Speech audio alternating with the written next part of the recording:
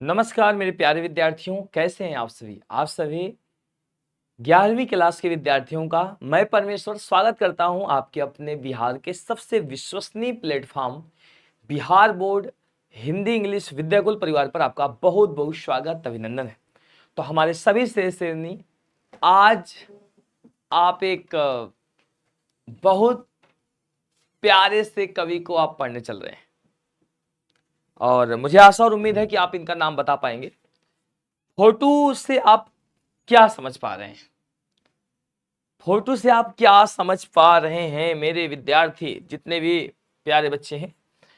तो मैं बता दूं, आज आप पढ़ेंगे मैथिली शरण गुप्त। क्या पढ़ने वाले बेटा? मैथिली शरण गुप्त। मैथिली शरण गुप्त बेटा, भारत के प्रथम राष्ट्र कवि की उपाधि मैथिली शरण गुप्त जी को मिली थी और महात्मा गांधी जी ने दिया था। किसने दिया था? महात्मा गांधी जी ने। बच्चा, अगर मैं बात करूं थोड़ा से इनके जीवन परिचय में, थोड़ा सा ही पता करना है। जितना ये लिखा है पहली स्लाइड में, केवल इतना ही याद करने की आवश्यकता है, इससे ज्यादा आवश्यकता नहीं आपको याद करने की। और कुछ आज महत्वपूर्ण झंकार पर हम बात करेंगे बेटा। इनका जो जन्म है वह 1886 है। अगर आपसे पूछा जाए कि मैथिली शरण गुप्त जी का जन्म कब हुआ, तो आप बताएंगे कि मेरे प्यारे गुरुजी, इनका जो जन्म हुआ वह 1886। मैथिली शरण गुप्त जी का जो जन्म हुआ 1886 पर हुआ। इनका निधन जो है वह है 1964। इनका निधन कब हुआ? तो मेरे प्यारे विद्यार्थी 1964 पर इनका निधन हुआ। किसमें हुआ? तो निधन 1964। जन्म 1886 है, निधन 1964 है। जन्म स्थान चिरगांव, झांसी, उत्तर प्रदेश में इनका जन्म हुआ। कहां पर? चिरगांव, झांसी, उत्तर प्रदेश में इनका जन्म हुआ है। याद करे रहिए आप, बहुत इंपॉर्टेंट है। शिक्षा स्वाध्याय द्वारा, स्वाध्याय का मतलब है स्वतः से अध्ययन इन्होंने किया है। स्वाध्याय मतलब स्वतः से अध्ययन किया है। भाषा ज्ञान, हिंदी, संस्कृत, बांग्ला, उर्दू, सोचो कितनी भाषाओं का ज्ञान था। आप हिंदी नहीं पढ़ पा रहे हो यार अपनी, इनका ज्ञान देखिए। हिंदी, संस्कृत, बंगला, उर्दू, ये आदि कृतियां। रंग में भंग, कृतियां क्या है? रंग में भंग, जयद्रथ वध, भारत भारती, पंचवटी, झंकार, साकेत, यशोधरा, द्वापर, जय भारत, विष्णुप्रिया, गुरुकुल, विकट भट्ट, सिद्धराज, वैतालिक, किसान, अनघ, तिलोत्तमा, चंद्रहास। अनुवाद, प्लासी के युद्ध का इन्होंने अनुवाद किया। मेघनाद वध का, वृत्त संहार आदि रचनाओं का इन्होंने अनुवाद भी किया। बेटा, सबसे ज्यादा परीक्षा पूछा जाएगा कि रंग में भंग किसकी रचना है? तो मैथिली शरण गुप्त। जयद्रथ वध किसकी रचना है? मैथिली शरण गुप्त। भारत भारती, मैथिली शरण गुप्त। पंचवटी, मैथिली शरण गुप्त। झंकार, मैथिली शरण गुप्त। साकेत, मैथिली शरण गुप्त। यशोधरा, मैथिली शरण गुप्त की रचना है। आधुनिक काल के द्वितीय उत्थान, द्विवेदी युग के प्रमुख कवि थे। किस युग के कवि हैं? नोट कर लेना कि गुरुजी ये द्विवेदी युग के कवि हैं। किस युग के भैया? ये द्विवेदी युग के कवि हैं, मैथिली शरण गुप्त है। बेटा, आधुनिक भारत के प्रथम राष्ट्र कवि तथा नए भारत में हिंदी जनता के प्रतिनिधि कवि के रूप में सम्मानित है। अगर पूछा जाए कि आधुनिक भारत में हिंदी के राष्ट्र कवि के रूप में किसे संयोजित किया गया, तो आप बताएंगे कि मैथिली शरण गुप्त जी ने। गुप्त जी ने भारत भारती जैसी कृति द्वारा हिंदी जनता में जाति और देश प्रति गर्व और गौरव की भावना भर दी है। तभी से वे राष्ट्र कवि के रूप में भारत भारती, जब इन्होंने भारत भारती रचना लिखी, इनको गांधी जी ने यह उपाधि दी थी, राष्ट्र कवि की उपाधि भारत भारती। इन्होंने जनता के प्रति एक गर्व भर दिया कि नहीं, आप कुछ कर सकते हो। मेरे प्यारे बच्चा, अगर मैं आपसे बात करूं कि जो आप रचना पढ़ रहे हैं, यहां प्रस्तुत कविता उनके संकलन झंकार से ली गई है और स्पष्ट है कि संकलन के शीर्षक कविता है द्विवेदी युग के प्रतिनिधि कवि। यह ऐसी कविता जिसमें आगे का स्वच्छंदतावादी काव्य विकास पूर्वसित है। बेटा, अगर मैं बात करूं तो आज आप पढ़ने वाले हो झंकार, पढ़ने वाले हो। क्या कौन सी कविता पढ़ने वाले हो? तो मेरे प्यारे बच्चा, झंकार पढ़ने वाले हो। क्या पढ़ने वाले हो? झंकार। बेटा, जैसे आपने देखा है कि वीणा पे जैसे गिटार पर एक तार लगा रहता है, तो वैसे झंकार लगा रहता है। तो आइए पढ़ते हैं। इस शरीर की सकल सिराएं हो तेरी तंत्री के तार। क्या गजब सा है भाई साहब। इस शरीर की सकल सिराएं हो तेरी तंत्री के तार, आघातों की क्या चिंता है, उठने दे ऊंची झंकार। कवि कहता है कि मनुष्य के शरीर की सारी नसें मानो ईश्वर के वाद्ययंत्र के समान हैं। जब जीवन में आघात का मतलब कठिनाइयां, दुख, संकट आते हैं तो उनकी चिंता करने की आवश्यकता नहीं है, क्योंकि जैसे वीणा के तार पर आघात होने पर मधुर ध्वनि निकलती है, उसी प्रकार जीवन के आघातों से भी ऊंची और सशक्त झंकार पैदा होती है। अर्थात जब व्यक्ति को लगे मायूसी छा गई हो, व्यक्ति को लगे कि जीवन में तकलीफ आ गई है, बेटा जब जब किसी ने तकलीफ लिया है उसके जीवन का परिणाम बदला है, उसके जीवन का परिणाम बदला है। बेटा कहने का तात्पर्य है कि मनुष्य के जीवन पर जब जब कष्ट आए हैं, भगवान श्री राम के जीवन पर जब कष्ट आया, सोचो वो राजा बनने वाले थे, अगली ही रात उनको पता चलता है कि मुझे 14 वर्ष के लिए वनवास जाना पड़ेगा। सोचो जिनको राजगद्दी मिलनी है, अगले ही क्षण वह वनवास चले गए, क्या उनको सुख नहीं मिला? मिला। सोचो उनकी चरण पादुकाओं ने 14 वर्ष अयोध्या में राज किया। तो इस शरीर की सकल सिराएं हो तेरी तंत्री के तार, ऐसा लग रहा है कि जितनी भी सिराएं हैं एक गिटार के तार हैं। आघातों की क्या चिंता है, उठने दे ऊंची झंकार। जब कष्ट आए तो चिंता मत कर। जिस प्रकार वीणा पर आघात पड़ता है तो एक मधुर ध्वनि निकलती है, जब जीवन पर कष्ट आएंगे, दुख आएंगे, तो उससे एक अजीब शक्ति मिलती है। जब आप कष्ट आता है ना तो एक शक्ति मिलती है, जैसे भूख लगती, खाना ना हो, शक्ति मिलेगी थोड़ी देर जिंदा रहने की, मन चकराएगा, लेकिन एक प्रेरणा आएगी, चलो अभी थोड़ी देर में ठीक हो जाएगा सब। आगे देख, नाचे नियति प्रकृति सुर साधे, सब सुर हो सजीव साकार, देश देश में काल काल में उठे गमक गहरे गुंजार। कवि इन पंक्तियों में कहता है कि जब जीवन में ऊंचे और मधुर स्वर गूंजते हैं तो पूरी सृष्टि और नियति भी उन सुरों पर नृत्य करने लगती है। तब सारे स्वर केवल कल्पना नहीं रह जाते, बल्कि जीवन और साकार रूप से प्रकट हो उठते हैं।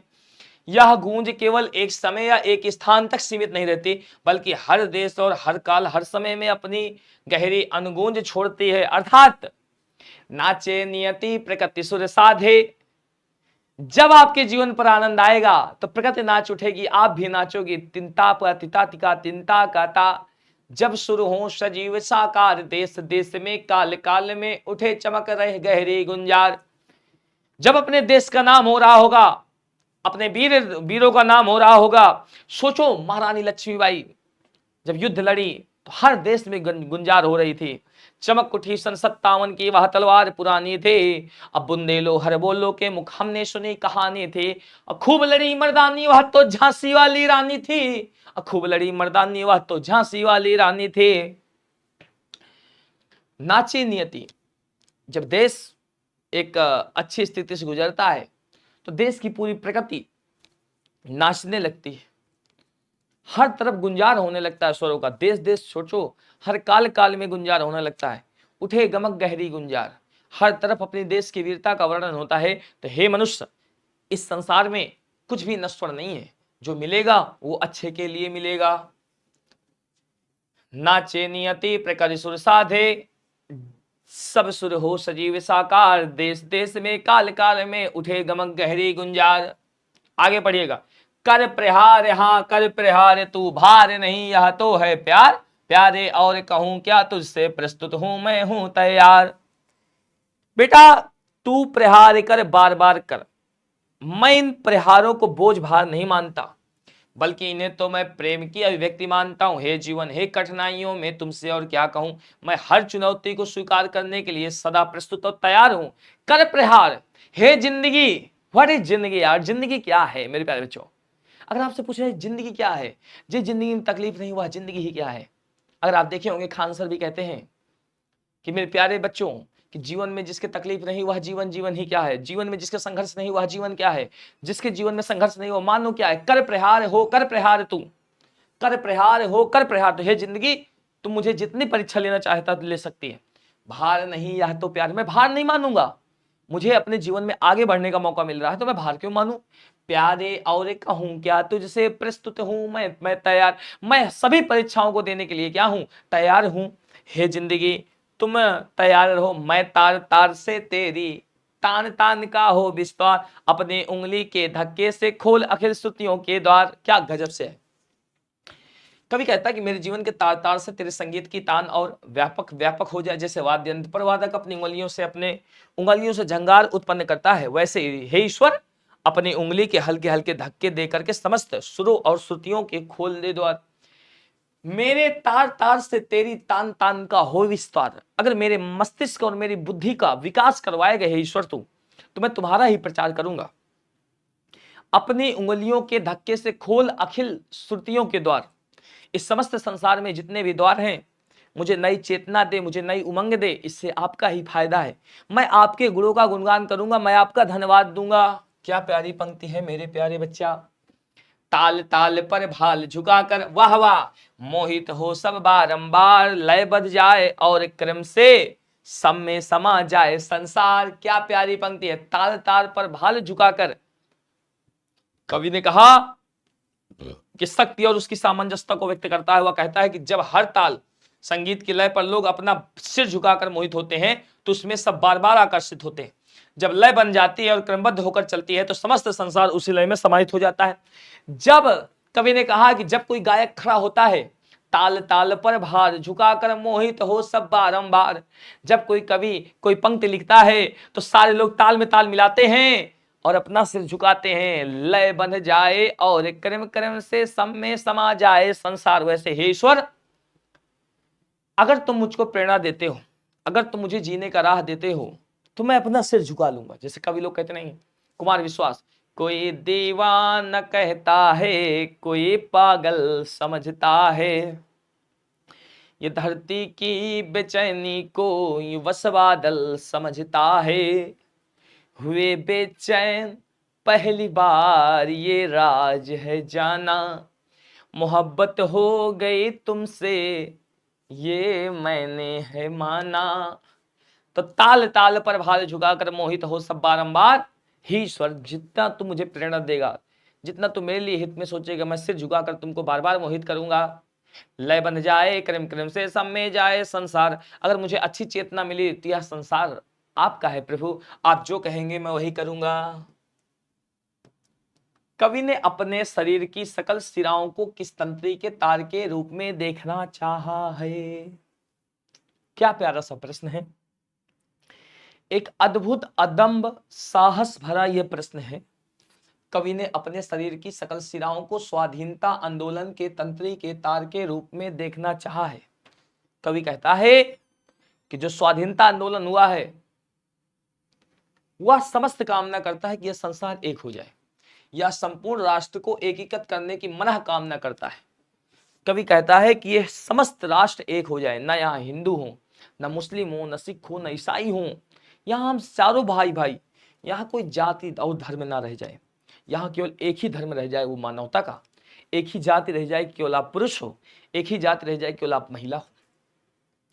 कवि ने अपने शरीर की सकल सिराओं को स्वाधीनता आंदोलन के तंत्री के तार के रूप में देखना चाहा। वह संपूर्ण राष्ट्र को एकीकृत करने की मनोकामना करता है। कवि को आघातों की चिंता क्यों नहीं है।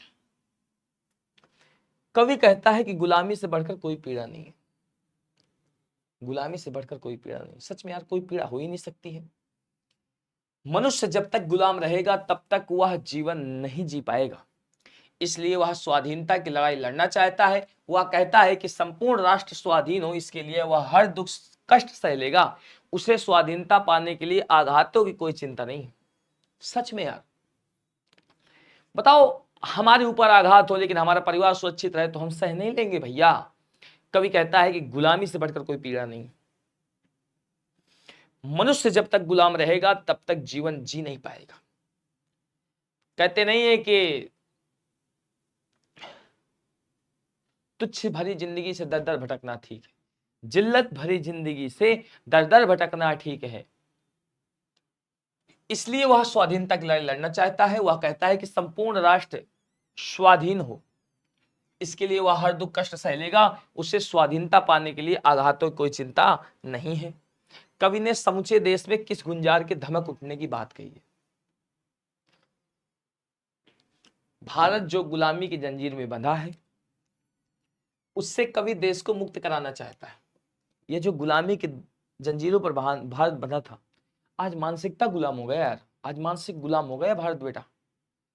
भारत जो गुलामी की जंजीर में बंधा है उससे कवि देश को मुक्त कराना चाहता है। कहता है कि जो गुलाम भरा जीवन है इससे मुक्त हो जाए देश। कवि गुलामी से मुक्त कराकर शौर्य पराक्रम का झंडा लहराना चाहता है। भारत का नाम संपूर्ण विश्व में गूंजे इसलिए वह समस्त देशवासियों से स्वाधीनता संग्राम में भाग लेने के लिए कहता है कि जाओ भाग लो। या स्वाधीनता प्राप्ति गुंजार की धमक उठाने की लहर समूचे देश में चाहता है। कवि कहता है कि यदि हमको सम्मान के साथ जीना है तो स्वाधीनता संग्राम में भाग लेना ही पड़ेगा, अगर हमें सम्मान के साथ जीना पड़ा जाए। कर प्रहार हाँ कर प्रहार तू भार नहीं यह तो प्यार है। हाँ किससे प्रहार करने के लिए कहा जा रहा है? हाँ भार को प्यार कहा जा रहा है। इसका अर्थ क्या है? कवि के अनुसार सदियों से गुलामी की जंजीर में जकड़ी भारत माता को गुलामी की दास्ता से मुक्त कराने का भार देशवासियों पर है।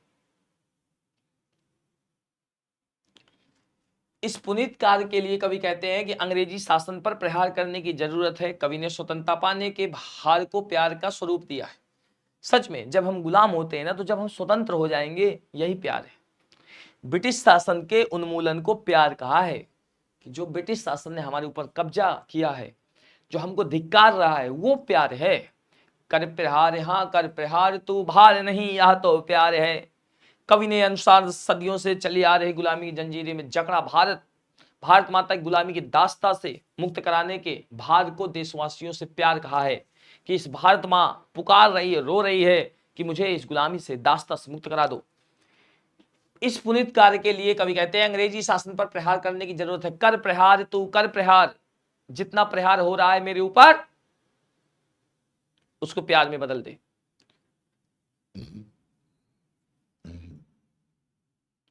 मैं तार तार से मेरी तान का हो विस्तार, अपनी अंगुली के धक्के से खोल अखिल श्रुति के द्वार। प्रस्तुत पंक्तियां हमारी पाठ्यपुस्तक दिगंत भागवन झंकार नामक अध्याय से ली गई हैं, जिसके कवि मैथिली शरण गुप्त हैं।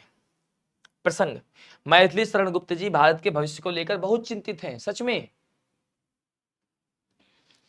कवि कहते हैं, ध्यान से समझिएगा, कवि कहते हैं कि अंग्रेजों की गुलामी भरी दास्ता से भारत को मुक्त दिलाने के लिए आंदोलन का बिगुल फूंकना चाहिए। बिगुल फूंकने का मतलब शंखनाद होना चाहिए, शंखनाद होना चाहिए, जिससे अंग्रेजी शासन झुक जाए और भारत राज करे। कवि इसके लिए ऐसी समा बांधना चाहता है जो भारत माता को गुलामों की जंजीरों से मुक्त करा दे और भारत का झंडा पूरे संसार में लहराता हुआ दिखाई दे। यही है मेरे तार तार से मेरी तान का हो विस्तार। कवि कहता है कि जो भारत गुलाम में जकड़ा हुआ है इसको मुक्त कराना है और भारत का झंडा हर एक देश में जाना चाहिए, जैसे इस समय पर है बेटा।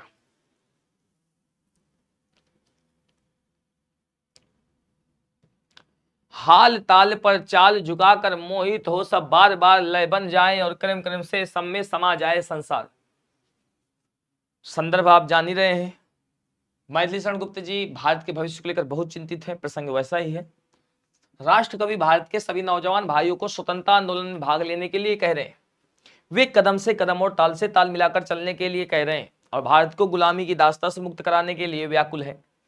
कवि अपनी कलम से व्यक्तियों के हृदय को झंकृत कर रहे हैं, जिससे वे देश की आजादी के लिए कुछ कार्य कर सकें। कवि ने कहा कि हर एक व्यक्ति मौन है, इस मौन को छोड़ करके चुप नहीं होना है। इस मौन को छोड़ो और आजादी के लिए कुछ कार्य करो। कवि कह रहे हैं कि जब तक आगे बढ़ोगे नहीं, जब तक तोड़ेंगे नहीं, तब तक छोड़ेंगे नहीं। मेरे प्यारे विद्यार्थियों, एक प्रश्न है, कविता में सुरों की चर्चा है, इसके सजीव साकार होने का क्या अर्थ है? बहुत प्यारा प्रश्न है भाई।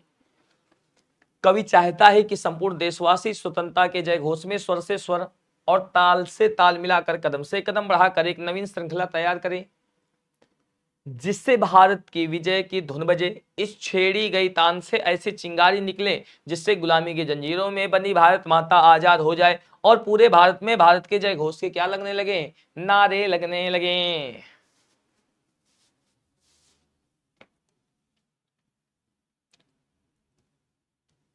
कविता का स्वाधीनता आंदोलन से कोई सांकेतिक संबंध दिखाई देता है? यदि हां तो कैसा?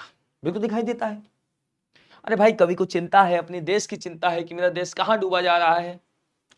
कवि आजादी के लिए अपने हृदय से झंकृत कलम के माध्यम से स्वाधीनता आंदोलन में भाग लेने के लिए आह्वान करता है।